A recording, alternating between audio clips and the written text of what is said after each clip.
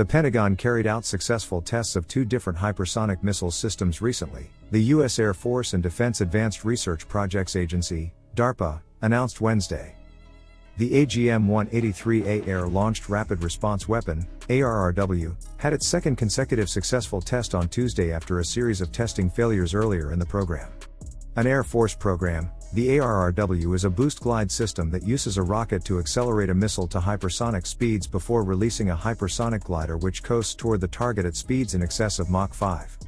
The development of hypersonic weapons has been a key priority for the Pentagon amid competition with China and Russia, but the program has had a troubled testing history with 3 consecutive test failures before a successful test in May.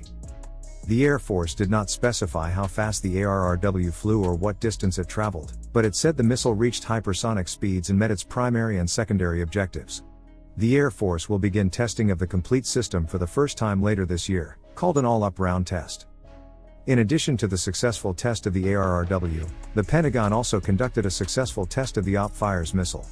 The Operational Fires program is run by DARPA, the Defense Advanced Research Projects Agency.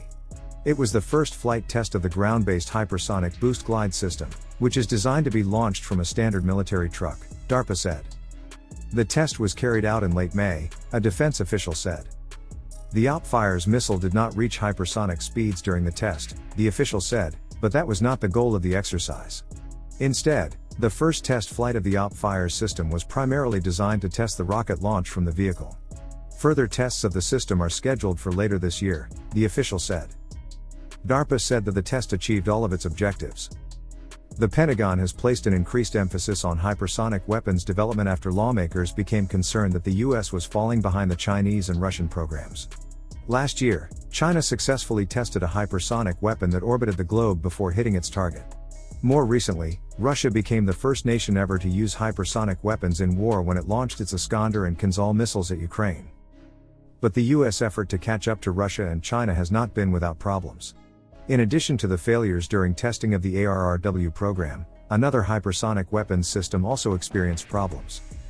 In late June, a test of the Common Hypersonic Glide Body failed after an anomaly occurred during the first test of the full system, according to the Pentagon. The anomaly prevented the Defense Department from completing the entire test, but the Pentagon said it was not a complete failure. The previous test of the Common Hypersonic Glide Body, a joint venture between the Navy and Army, also ended prematurely when the booster rocket failed. Without the booster rocket, the Pentagon could not proceed with a test of the system. In March, the Pentagon successfully tested the Hypersonic Air-Breathing Weapon Concept, HAWC, but kept the test quiet for 2 weeks to avoid escalating tension with Russia as President Joe Biden was about to travel to Europe. Conclusion. It seems like the US is starting to gain momentum in the hypersonic missile race. Can they close the gap and take the lead in this new military technology? Only time will tell. Thank you for watching and have a great day.